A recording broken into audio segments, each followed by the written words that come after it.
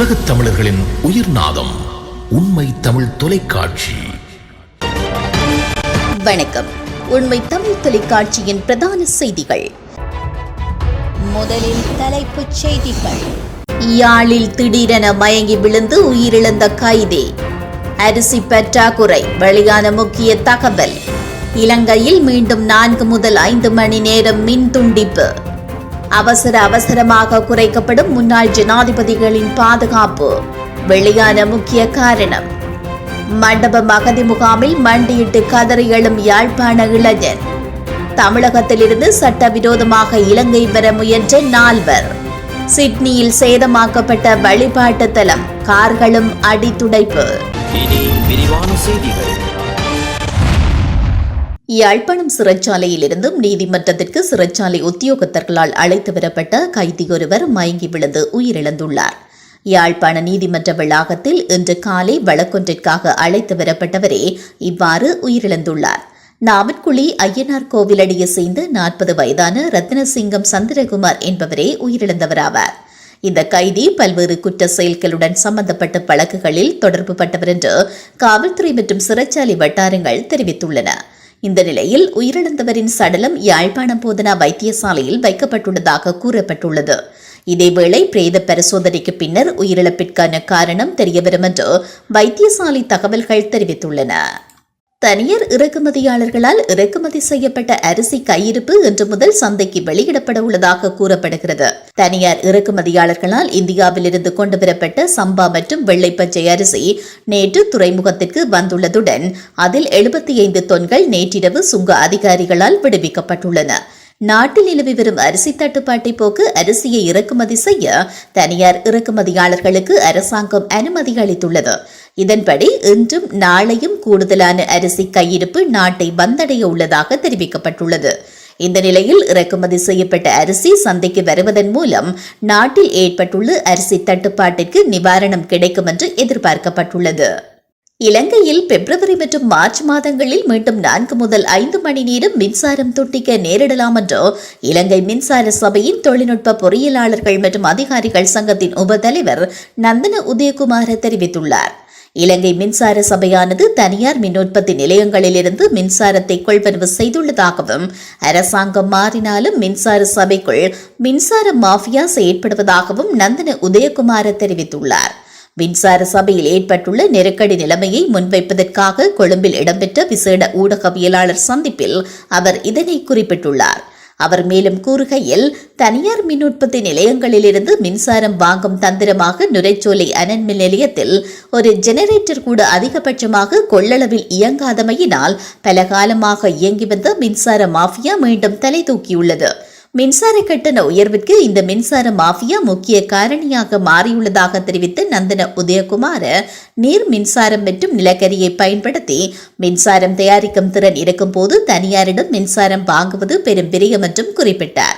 மின்சார சபை அதிகாரிகள் அவ்வாறு செயற்பட்டால் அடுத்த வருடம் பிப்ரவரி மற்றும் மார்ச் மாதங்களில் வறண்ட காலநிலையால் மின்சாரம் வாங்குவதற்கு மின்சார சபையிடம் பணம் இருக்காது என்றும் அவர் தெரிவித்தார். முன்னாள் ஜனாதிபதிகளின் பாதுகாப்பிற்காக பணிக்கு அமர்த்தப்பட்டிருந்த பாதுகாப்பு படையினரின் எண்ணிக்கை 60ஆக குறைக்கப்பட்டுள்ளது. முன்னாள் ஜனாதிபதிகளின் பாதுகாப்பு நிலை அறிக்கைகளை ஆராய்ந்ததன் பின்னர் பதில் காவல்துறை அதிபர் இந்த நடவடிக்கை எடுத்துள்ளதாக தெரிவிக்கப்பட்டுள்ளது. இதன்படி முன்னாள் ஜனாதிபதி மஹிந்த ராஜபக்ஷவின் பாதுகாப்பிற்காக நியமிக்கப்பட்டிருந்த 116 பாதுகாப்பு படையினர் உடனடியாக நடைமுறைக்கு வரும் வகையில் இடமாற்றம் செய்யப்பட்டுள்ளனர். இதில் 38 காவல் பிரிவுகளுக்கு மாற்றப்பட்ட இந்த குழுவில் 7 தலைமை ஆய்வாளர்கள் மற்றும் 4 காவல் ஆய்வாளர்கள் உள்ளடக்கப்பட்டுள்ளதாகவும் கூறப்படுகிறது. இந்த குழு ஓய்வு பெற்ற ஜனாதிபதியின் பாதுகாப்பு பிரிவு எண் 5 கீழ் நியமிக்கப்பட்டுள்ளது. ஓய்வு பெற்ற ஜனாதிபதி பாதுகாப்பு பிரிவு இலக்கம் 5 என்பது முன்னாள் ஜனாதிபதி மஹிந்த ராஜபக்ஷவிற்கு வழங்கப்பட்ட பாதுகாப்பாகும். அத்துடன் முன்னாள் ஜனாதிபதி மஹிந்தவிற்கு வழங்கப்பட்டிருந்த 3 பாதுகாப்பு வாகனங்களும் இதற்கு முன்னர் அகற்றப்பட்டிருந்தன. மேலும் முன்னாள் ஜனாதிபதிக்கு பாதுகாப்பு வழங்கிய 116 காவல்துறை உத்தியோகத்தர்கள் சேவை தேவைகளை கருத்தில் கொண்டு நீக்கப்பட்டதாக கூறப்படுகிறது. இதேவேளை முன்னாள் ஜனாதிபதி மஹிந்த ராஜபக்ஷவின் பாதுகாப்பிற்காக 67 பாதுகாப்பு உத்தியோகத்தர்கள் தடுத்து வைக்கப்பட்டிருந்ததாகவும் ஏனையவர்கள் பின்வருமாறு இடமாற்றம் செய்யப்பட்டதாகவும் குறிப்பிடப்படுகிறது. முன்னாள் ஜனாதிபதி மைத்ரிபால சிறிசேனவின் மெய்ப்பாதுகாவலர்களின் எண்ணிக்கை 51ஆகவும் முன்னாள் ஜனாதிபதி சந்திரிகா பண்டாரநாயக்க குமாரதுங்கவின் மெய்ப்பாதுகாவலர்களின் எண்ணிக்கை 58ஆகவும் மட்டுப்படுத்தப்பட்டுள்ளதாக காவல்துறை தலைமையகம் தெரிவித்துள்ளது. எதிர்காலத்தில் முன்னாள் ஜனாதிபதி ரணில் விக்ரமசிங்கவின் மெய்ப்பாதுகாவலர்களின் எண்ணிக்கையும் குறைக்கப்படும் என தெரிவிக்கப்பட்டுள்ளது. இந்தியாவில் வசிக்கும் இலங்கை தமிழ் இளைஞர் ஒருவர் தனக்கு இந்தியா பிரஜா உரிமையை வழங்க வேண்டும் அல்லது தன்னை இலங்கைக்கு திருப்பி அனுப்ப வேண்டும் என்று மன்றாட்டமாக வேண்டுகோள் விடுத்துள்ளார் என்று இந்திய ஊடகங்கள் தெரிவித்துள்ளன.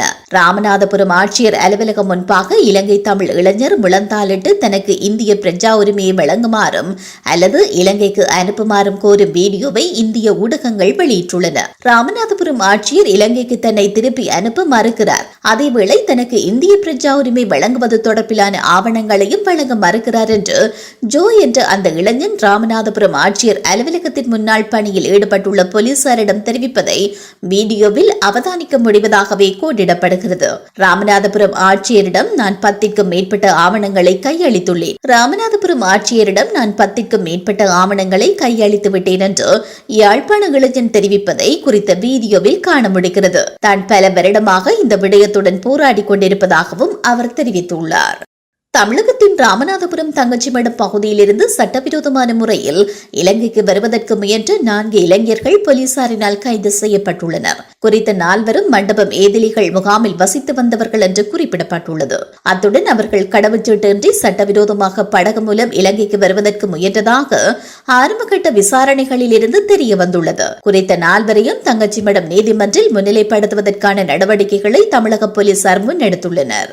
ஆஸ்திரேலியாவின் சிட்னியில் யூதர்கள் அதிகமாக வாழும் பகுதிகளில் இனம் தெரியாத நபர்கள் கார்களை சேதப்படுத்தியுள்ளதுடன் இஸ்ரேலுக்கு எதிரான வாசகங்களை எழுதி சென்றதாக கூறப்படுகிறது. சிட்னியின் புலஹராவின் புறநகர் பகுதியில் இந்த சம்பவம் இடம்பெற்றுள்ளது. ஆஸ்திரேலியாவில் யூத வழிபாட்டு தலம் சேதமாக்கப்பட்டதால் உண்டான பதற்ற நிலை நீடிக்கின்ற நிலையில் இந்த சம்பவம் இடம்பெற்றுள்ளது. மெக்னே வீதிக்கு தாங்கள் அழைக்கப்பட்டதாகவும் அங்கு சென்ற வேளை கார் ஒன்று எரிந்து கொண்டிருப்பதை பார்த்ததாகவும் தெரிவித்த போலீசார் அருகில் இஸ்ரேலை கொலை செய்யுங்கள் என எழுதப்பட்டிருந்ததாகவும் குறிப்பிட்டுள்ளனர். இந்த சம்பவம் இடம்பெற்ற வேளை அந்த பகுதியில் காணப்பட்ட 15 முதல் 20 வயதிற்குட்பட்ட இருவர் மீதே சந்தேகம் காணப்படுவதாக போலீசார் தெரிவித்துள்ளனர். வீட்டின் மதில் மீதும் அருகில் அவர்கள் எழுதி சென்றுள்ள இஸ்ரேல் எதிர்ப்பு வாசகம் குறித்து விசாரணைகளை மேற்கொண்டுள்ளோம் என்று போலீசார் மேலும் தெரிவித்துள்ளனர். இதேவேளை இந்த சம்பவத்தை கண்டித்துள்ள ஆஸ்திரேலிய பிரதமர் இது சமூகத்தில் அச்சத்தை ஏற்படுத்தும் நோக்கத்தை கொண்டது என்றும் குறிப்பிட்டுள்ளார். மீண்டும் தலைப்புச் செய்திகள். யாழில் திடீரென மயங்கி விழுந்து உயிரிழந்த கைதி. அரிசி பற்றாக்குறை வெளியான முக்கிய தகவல். இலங்கையில் மீண்டும் 4 முதல் 5 மணி நேரம் மின் துண்டிப்பு. அவசரமாக குறைக்கப்படும் முன்னாள் ஜனாதிபதிகளின் பாதுகாப்பு வெளியான முக்கிய காரணம். மண்டபம் அகதி முகாமில் மண்டியிட்டு கதறி எழும் யாழ்ப்பாண இளைஞன். தமிழகத்திலிருந்து சட்டவிரோதமாக இலங்கை வர முயன்ற 4வர். சிட்னியில் சேதமாக்கப்பட்ட வழிபாட்டு தலம், கார்களும் அடித்துடைப்பு. இத்துடன் இந்த செய்திகள் நிறைவடைகின்றன. மேலதிக செய்திகளை தெரிந்து கொள்ள உண்மை தமிழ் தொலைக்காட்சியோடு இணைந்திருங்கள். வணக்கம்.